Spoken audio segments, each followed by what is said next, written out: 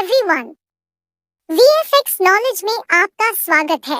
इस वीडियो में हम लोग डिस्कस करने वाले हैं आशापुरी गोल्ड ऑर्नामेंट लिमिटेड को, क्योंकि इसका प्राइस बहुत छोटा है, एक पेनी स्टॉक है, तो काफ़ी सारे जो बिगनर्स होते हैं वो इस टाइप के स्टॉक के प्रति काफ़ी ज़्यादा अट्रैक्ट करते हैं, क्योंकि प्राइस छोटा होता है तो उनको लगता है कि हम काफ़ी सारे शेयर्स परचेज कर सकते हैं एक छोटे से कैपिटल में।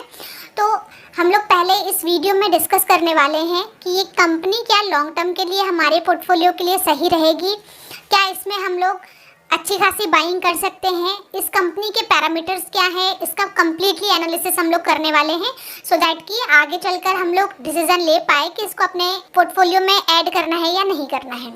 सो गाइज, अगर हम लोग इस कंपनी के वन डे के परफॉर्मेंस की बात करते हैं, मीन्स हम सैटरडे देखते हैं, क्योंकि सैटरडे मार्केट ओपन था, जो स्पेशल ट्रेडिंग सेशन था उसके कारण, तो हमको ये कंपनी में नेगेटिविटी देखने को मिल रही थी। 1.94 ऑलमोस्ट 2% के इसने नेगेटिव रिटर्न जनरेट किए थे। अगर हम लोग इसके 1 मंथ का चार्ट देखते हैं तो गाइज 1 मंथ में इस कंपनी ने बहुत अच्छा परफॉर्म किया है, 14.71% के पॉजिटिव रिटर्न जनरेट करके दिए हैं, जो कि किसी भी बैंक की एफडी से बहुत ज़्यादा होते हैं। अब अगर हम लोग इसके 1 ईयर के परफॉर्मेंस की बात करते हैं तो गाइज 1 ईयर में इसने अपने इन्वेस्टर का पैसा डबल कर दिया है, 104% के हमको रिटर्न्स देखने को मिल रहे हैं। और अगर हम लोग मैक्सिमम चार्ट पैटर्न देखते हैं तो मैक्सिमम टाइम में इस कंपनी ने अपने इन्वेस्टर को 170% के रिटर्न जनरेट करके दिए हैं। तो किसी भी इन्वेस्टर ने कभी भी इसमें पैसा लगाया होगा तो उसको अभी प्रॉफिट ही हो रहा होगा, अनलेस कि ये टॉप पर ना हो। इसने जो अपना टॉप बनाया था वो हमको 52 वीक हाई में दिख रहा है कि 19.30 का था और 52 वीक लो 5.69 का था। और ये कंपनी ने जो टॉप बनाया था वहाँ से हमको अभी ये 15-16% के डिस्काउंट पर देखने को मिल रही है। तो कंपनी के अगर हमको पैरामीटर अच्छे देखने को मिलते हैं तो हम इस कंपनी में बाइंग कर सकते हैं, क्योंकि कंपनी अभी छोटी भी है, प्लस ये अभी हमको 15-16% के डिस्काउंट पर भी देखने को मिल रही है। So guys, chart pattern wise तो हमको ये ठीक देखने को मिल रही है, ठीक है। इसमें वॉलेटिलिटी काफ़ी रहती है, जैसे इसने इस पॉइंट से अगर हम लोग इसका डाउन देखते हैं तो हमको अच्छा खासा करेक्ट करते हुए देखा था, ये 70% डाउन आया था।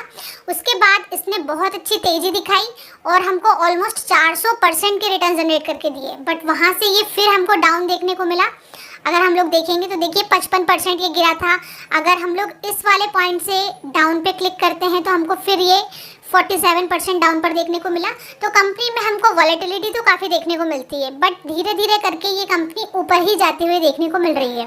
प्लस ग्रीन में चार्ट पैटर्न है, लेफ्ट टू राइट ऊपर जा रहा है, तो चार्ट पैटर्न वाइज तो कंपनी हमको अच्छी देखने को मिल रही है। अब गाइस, अगर हम लोग कंपनी के बिजनेस की बात करें तो नाम से ही हमको इसमें शो हो रहा है कि ये गोल्ड ज्वेलरी में काम करती है, गोल्ड के जो ऑर्नामेंट्स होते हैं उसमें काम करती है।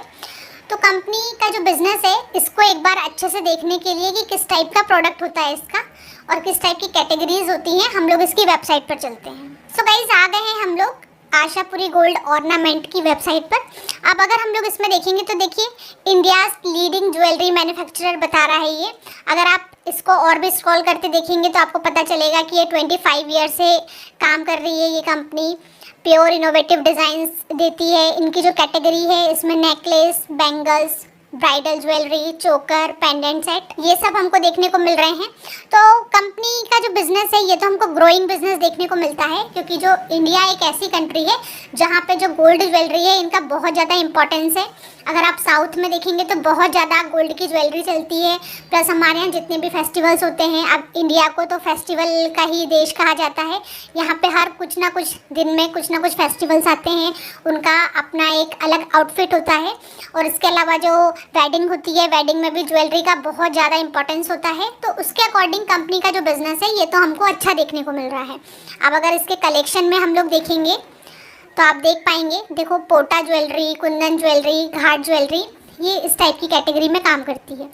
तो कंपनी का जो बिज़नेस है ये तो अच्छा है, ग्रोइंग बिजनेस है, प्लस इंडिया के लिए ये जो कंपनी है ये बहुत अच्छा काम कर सकती है। सो गाइज़, कंपनी का चार्ट पैटर्न अच्छा है, हमको बिजनेस अच्छा देखने को मिल रहा है। अब अगर हम लोग इसके प्राइस की बात करते हैं तो ये एक पेनी स्टॉक है, 13.65 रुपीज़ का इसका प्राइस चल रहा है अभी फ़िलहाल। तो सिर्फ पेनी स्टॉक देखकर हमको परचेस नहीं करना है, हम लोग इसके बाकी पैरामीटर्स को भी एक बार चेक करते हैं। तो सबसे पहले अगर हम लोग इसके मार्केट कैप की बात करते हैं तो मार्केट कैप इसका बहुत कम है, हमको 341 करोड़ रुपीस का सिर्फ मार्केट कैप देखने को मिल रहा है। मीन्स हम ये बोल सकते हैं कि ये एक माइक्रो कैप टाइप की कंपनी है। इसका जो पी रेशियो है ये 80 है। अभी स्लाइटली हमको कॉस्टली देखने को मिल रहा है, बट ठीक है, अगर कंपनी अच्छी है, बिजनेस हमको अच्छा लग रहा है, पैरामीटर्स अच्छे लग रहे हैं, तो इस लेवल पर भी हम इसमें परचेस कर सकते हैं। एक छोटी सी क्वांटिटी से एटलीस्ट स्टार्ट कर सकते हैं।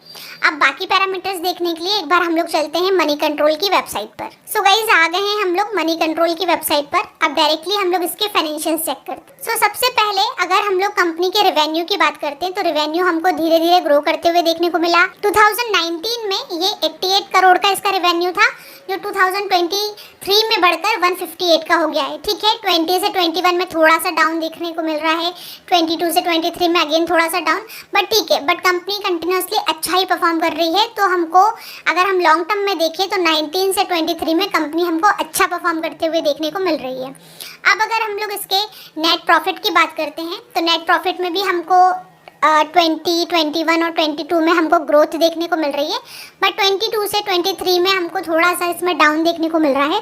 बट ठीक है गाइज, अगर कंपनी एक आध साल कुछ अच्छा परफॉर्म नहीं करती है तो कोई प्रॉब्लम वाली बात नहीं होनी चाहिए। कंसिस्टेंसी से अगर वो अच्छा परफॉर्म नहीं करती है, लॉस होते रहता है, तब फिर हमको डरने की ज़रूरत होती है। तो ठीक है, फाइनेंशियल्स तो हमको मिले जुले ही देखने को मिल रहे हैं। अब हम लोग इसका एक बार शेयर होल्डिंग पैटर्न देखते हैं। सो अगर हम लोग कंपनी के प्रमोटर्स की बात करें तो कंपनी के प्रमोटर 62.17% का स्टेक होल्ड करते हैं, जो कि 50% से बहुत ज़्यादा है, क्योंकि काफ़ी सारे लोगों का ये मानना होता है कि प्रमोटर की होल्डिंग अगर 50% से ज़्यादा होगी तो ही कंपनी अच्छी रहती है। क्योंकि फिर क्या होता है ना कि प्रमोटर्स ही सबसे ज़्यादा अपनी कंपनी में अगर इन्वेस्ट करते हैं तो वो डेफिनेटली ये नहीं चाहेंगे कि कभी भी कंपनी का जो शेयर है वो नीचे आए, कंपनी में कुछ प्रॉब्लम हो। क्योंकि अगर प्रॉब्लम होती है तो सबसे ज़्यादा जो लॉस होता है वो प्रमोटर को ही होगा।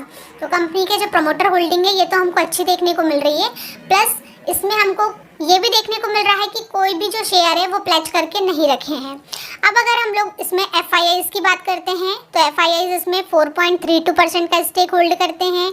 DIIs इसमें इन्वेस्टेड नहीं है। और अगर पब्लिक की बात करते हैं तो पब्लिक इसमें 33.5% का स्टेक होल्ड करती है। तो ऐसे हमको जो शेयर होल्डिंग पैटर्न है ये तो अच्छा देखने को मिल रहा है। अब अगर हम लोग इसके कॉम्पिटिटर्स की बात करें तो गाइस, टाइटन कंपनी, कल्याण ज्वेलर्स, राजेश एक्सपोर्ट, वैभव ग्लोबल, ये सारी कंपनी देखने को मिल रही है। तो इसमें से हमको जो टाइटन है सिर्फ ये एक blue chip large cap company देखने को मिलती है, और जो कल्याण ज्वेलर्स है ये एक मिड कैप टाइप की कंपनी है। बाकी राजेश एक्सपोर्ट्स, वैभव ग्लोबल, ये हमको एक स्मॉल कैप टाइप की कंपनी देखने को मिलती है। और जिसमें आशापुरी गोल्ड, ये तो हमको माइक्रो कैप टाइप की कंपनी देखने को मिलती है।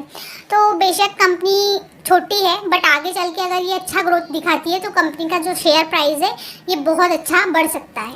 अब गाइस, इसकी बैलेंस शीट देख लेते हैं। तो अगर हम लोग सबसे पहले कंपनी के रिजर्व्स एंड सरप्लस की बात करते हैं तो पहले कंपनी के पास मार्च 19 में 23.57 करोड़ रुपीस का रिजर्व्स एंड सरप्लस था, जो कि मार्च 23 में बढ़कर 57.53 का हो गया है। मीन्स इसमें हमको ग्रोथ देखने को मिल रही है। अगर हम लोग लॉन्ग टर्म बोरोइंग की बात करते हैं तो कंपनी के ऊपर 13 लाख रुपीस का कर्जा है, और अगर शॉर्ट टर्म बोरोइंग की बात करते हैं तो 6.76 करोड़ रुपीस का कर्जा है। मीन्स कंपनी के ऊपर छोटा मोटा कर्जा भी है। अब अगर हम लोग इसके कैश एंड कैश इक्विवेलेंट की बात करते हैं तो कंपनी के पास 14 लाख का छोटा सा कैश एंड कैश इक्विवेलेंट भी है। सो गाइस, जो भी हम लोगों ने आशापुरी गोल्ड ऑर्नामेंट लिमिटेड के पैरामीटर्स देखे, पैरामीटर्स तो हमको थोड़े अच्छे देखने को ही मिल रहे हैं। मतलब हम ये नहीं बोल सकते कि बहुत ज़्यादा अच्छे हैं, ये भी नहीं बोल सकते कि बहुत बेकार है, बट कंपनी में हमको काफ़ी सारी चीज़ें अच्छी देखने को मिल रही है। तो इस पॉइंट पर कंपनी हमको करेक्शन पर भी देखने को मिल रही है। तो अगर यहाँ पे अपना बाइंग करना चाहते हो तो बिल्कुल छोटे से कैपिटल से आप 500 या 1000 रुपीज़ से 2000 रुपीज़ से स्टार्ट कर सकते हैं, नॉट मोर देन दैट। क्योंकि कंपनी बहुत छोटी है, प्लस वॉलेटिलिटी बहुत दिखाती है, गिरते टाइम पे ये 50% तक भी गिर जाती है। तो हमको सेफ स्टार्ट करना है, तो हम लोग बिल्कुल छोटे कैपिटल से स्टार्ट करते हैं। अगर कंपनी हमको अच्छा परफॉर्म करते हुए देखने को मिलेगी तो हम इसमें फिर एक्यूमुलेशंस कर सकते हैं। सो गाइज, ये था आशापुरी गोल्ड ऑर्नामेंट का कंप्लीट एनालिसिस। अगर आपको ये पसंद आया हो तो प्लीज़ आप लाइक कर दीजिएगा, क्योंकि आपके लाइक से मेरा मोटिवेशन बढ़ जाता है आप लोगों के लिए और भी अच्छे अच्छे स्टॉक्स का एनालिसिस लेके आने के लिए। प्लस गाइज, अगर शेयर मार्केट से रिलेटेड कोई और भी क्वेश्चंस आपके माइंड में होंगे या फिर किसी आप पर्टिकुलर स्टॉक का एनालिसिस देखना चाहते हैं तो वो भी आप कमेंट सेक्शन में लिख सकते हैं। मैं डेफिनेटली उस पर वीडियो बनाने का ट्राई करूंगी। और अगर अभी तक आपने चैनल को सब्सक्राइब नहीं किया है तो सब्सक्राइब कर लीजिए, क्योंकि शेयर मार्केट से रिलेटेड जो भी रेगुलर अपडेट्स होती हैं वो आपको इस चैनल पर मिलती रहेंगी। प्लस आप बेल आइकन को भी प्रेस करके रख सकते हैं, तो जब भी मैं कोई नया वीडियो अपडेट करूँगी उसका नोटिफिकेशन आपको पहले ही मिल जाया करेगा। Thank you for watching. Bye bye.